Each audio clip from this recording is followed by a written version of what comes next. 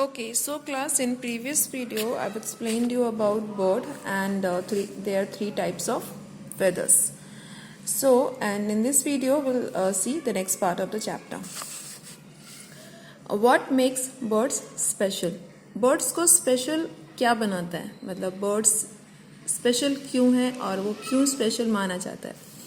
Every part of the bird's body is suited for flying. Let us learn about some special features of a bird that help it fly.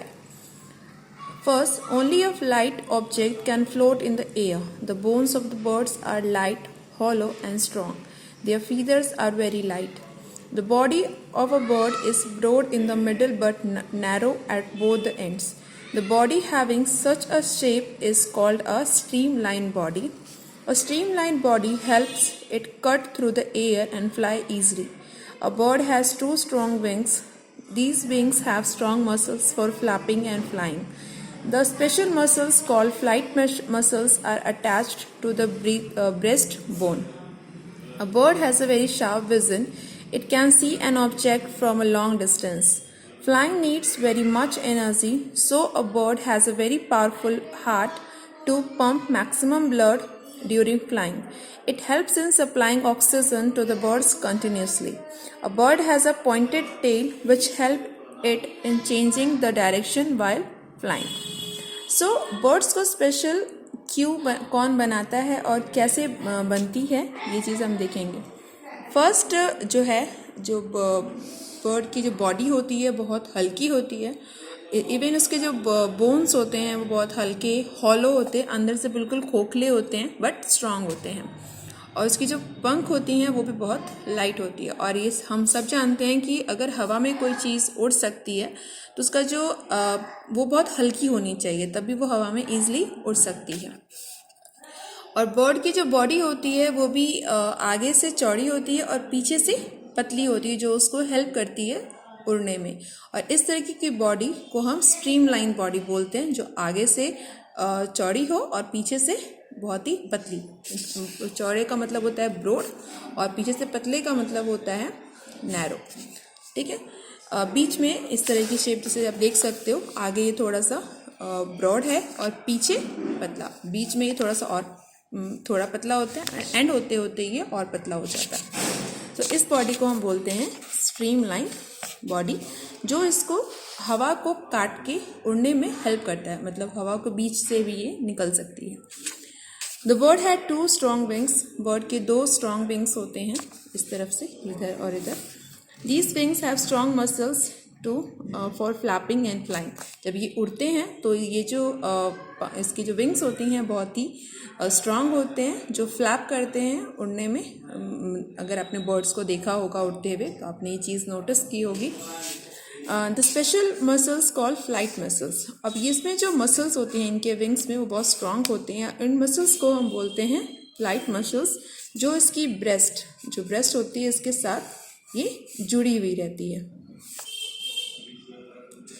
A bird has a very sharp vision. और जो birds होती हैं उनकी vision बहुत sharp होती है. It can see an object from a long distance. और ये जो बर्ड जो होती है अपने जो भी चीज़ होती है उसको बहुत ही दूर से भी देख पाती है.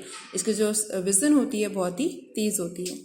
Flying needs very much energy. और जब भी कोई चीज़ उड़ती है तो उसको उड़ने के लिए बहुत ज़्यादा एनर्जी की ज़रूरत होती है. और उस एनर्जी में हमें जो ब्लड होती है उसकी रिक्वायरमेंट भी ज़्यादा होती है. तो इसका जो बर्ड का जो हार्ट होता है, दिल जो होता है बहुत ही पावरफुल होता है, जो इसको मैक्सिमम ब्लड पंप करता है उड़ने के टाइम पे और उसको ऑक्सीजन भी सप्लाई करता रहता है. A bird has a pointed tails. ये होती है इसकी टेल, पॉइंटेड होती है, which keeps it changing direction while flying. जब भी ये उड़ते हैं तो डायरेक्शन को चेंज करने में ये इसको काफ़ी हेल्प करती है. ठीक है, birds fly with the help of their wings. When a bird start to fly it makes two kind of strokes with it wings, up stroke and down stroke. जब बर्ड्स उड़ती हैं तो ये दो तरह के स्ट्रोक्स करते हैं. पहला अप स्ट्रोक होता है एंड देन डाउन स्ट्रोक होता है. सो ये चीज़ आप समझ सकते हो with the help of this picture. Like you can see here, ये बर्ड ने फर्स्ट है, ये उड़ना स्टार्ट कर रही है तो जब ये ऊपर जाती है, ऊपर जा रही है, तो ये होता है अप स्ट्रोक। अब ये इस पोजीशन पे पहुंच गई, अब इसे नीचे आना है, तो ये क्या होगा इसका down stroke. As you can see, जब ये ऊपर जा रही थी तो इसके जो बर्ड्स के विंग्स थे वो ऊपर की तरफ थे।